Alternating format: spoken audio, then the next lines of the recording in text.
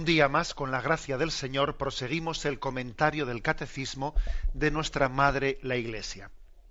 Pasamos al punto 526, dentro de este apartado, el misterio de Navidad. Y después de haber explicado el dato histórico del nacimiento de Jesús en Belén, del nacimiento en una condición social pobre, humilde, ahora añade también, ¿no?, pues una reflexión sobre lo que con ello quiere revelarnos el Señor. Hacerse niño con relación a Dios es la condición para entrar en el reino.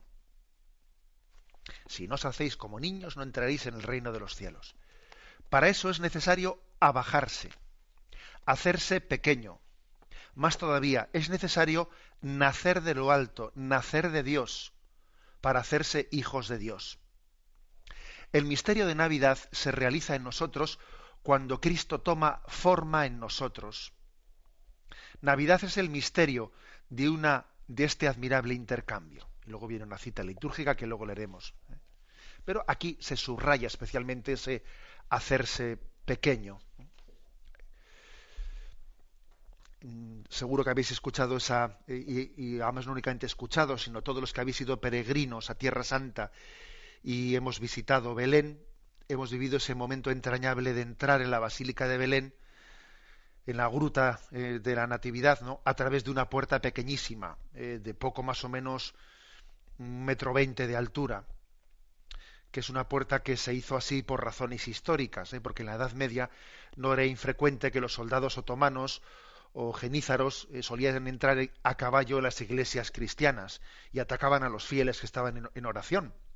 Y para mejor defenderse, pues se tapiaron muchas de las antiguas puertas y se dejaron en puertas diminutas para que así no pudiesen entrar a caballo Fijaros que es hoy en día lo que en las iglesias de Oriente hacen los cristianos, que tienen que poner para que no haya coches bomba y para que no haya de estos suicidas islámicos que entran allí y se hacen explotar, tienen que poner guardias fuera o tienen que poner parapetos para que los coches bomba. Esto ocurre ahora mismo en las iglesias cristianas de Bagdad, etcétera, ¿no? Bueno, pues algo parecido en la Edad Media. También existían los ataques y agresiones de los musulmanes, de los otomanos especialmente, ¿no?, pues que entraban a caballo y atacaban a los que estaban allí rezando. Por eso se hicieron puertas pequeñas para que pudiesen defenderse, ¿no?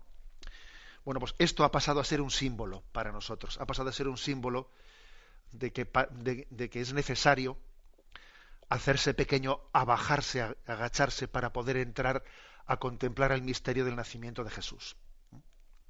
Es un símbolo perfecto de la Navidad. Solo se puede entrar en este misterio siendo niño, porque el niño no necesita agacharse en una puerta de 1,20 m. Aquí para entrar en la Basílica de Belén, o eres un niño, o si eres un adulto te tienes que agachar. O sea, o tienes el corazón infantil, o tienes que ser un penitente, un arrepentido, para poder entrar ahí.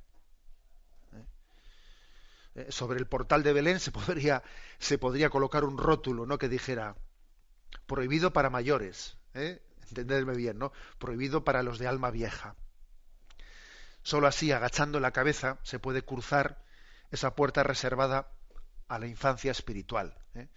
Esto es lo que significa la verdad del Evangelio: si no os hacéis como niños, no entraréis en el reino de los cielos. Bueno, y esto es un símbolo a lo que se refiere aquí el catecismo. Supongo que habéis escuchado la famosa poesía de Unamuno, un hombre que se debatió entre la fe y sus dudas, ¿no? Tenía un referente que era su mujer, una gran creyente, que vivía su fe de una manera humilde, y además ser creyente le llevaba a su mujer a ser humilde, y él admiraba a su esposa, ¿no? Y por otra parte tenía todas sus dudas propias de también, bueno, pues de un recorrido intelectual que había tenido complicado. Y en un momento, ¿no?, de luz espiritual, en el que él luchaba entre la humildad de la fe y la soberbia, escribe Unamuno esta poesía: agranda la puerta, Padre, porque no puedo pasar. La hiciste para los niños, yo he crecido a mi pesar. Si no me agrandas la puerta, achícame por piedad. vuélveme a la edad aquella que vivir era soñar. Bueno, una poesía preciosa que refleja muy bien este espíritu de la infancia espiritual.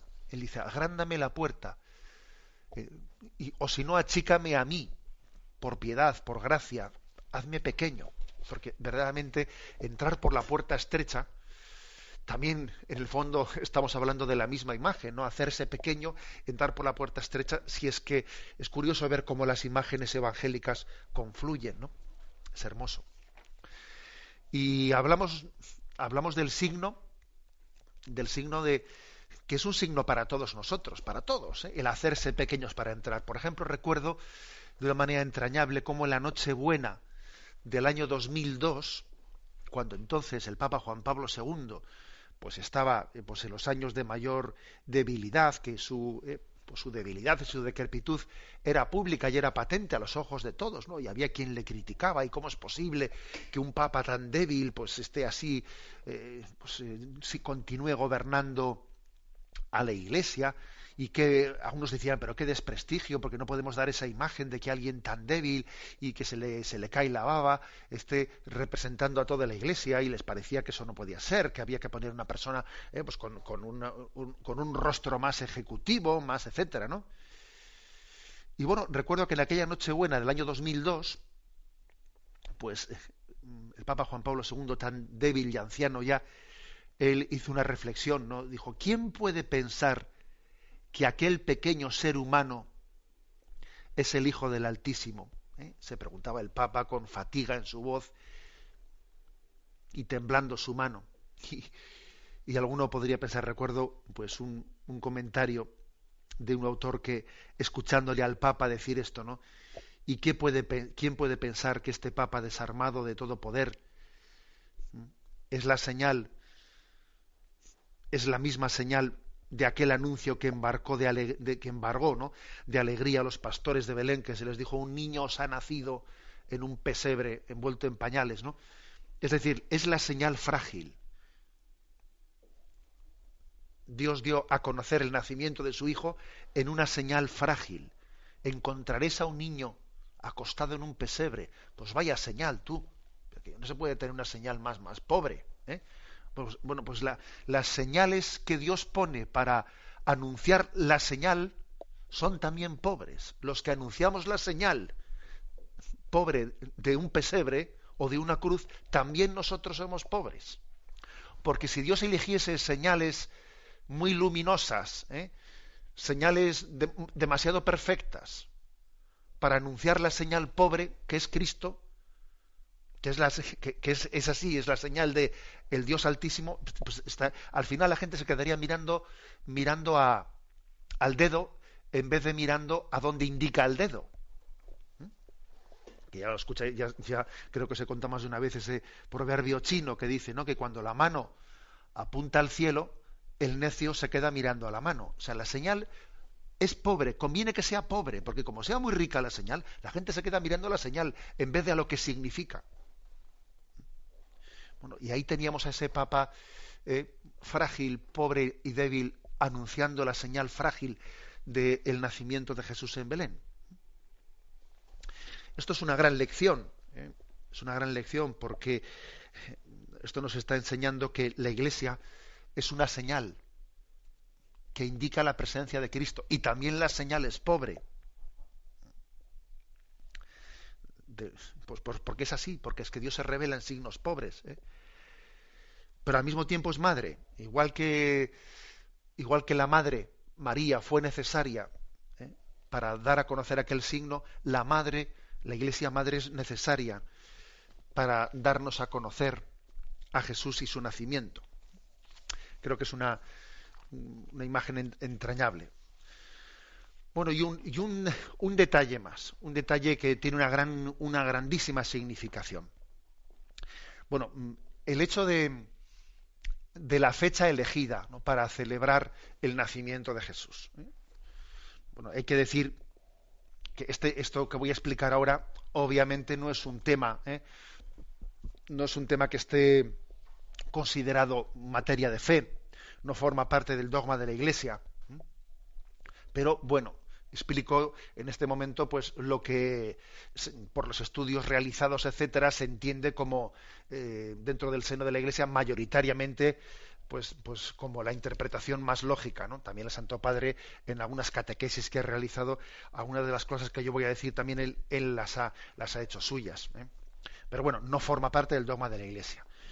Vamos a ver, ¿qué es lo que quería decir? Bueno, pues que el nacimiento de Jesús, la fecha de su nacimiento, bueno, pues no la hemos conocido desde el principio. Al principio los cristianos pues no sabían cuál era la fecha del nacimiento de Cristo, cosa totalmente normal y corriente. Lo inusual hubiese sido lo contrario, ¿eh? Porque así ocurre también hoy en muchas regiones del mundo. Yo recuerdo haber conocido no hace mucho a un conocido africano que decía que había nacido, según sus padres, en la gran sequía.